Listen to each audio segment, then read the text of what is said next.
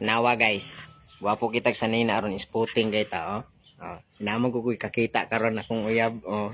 What na ko siyang tawag. Oh.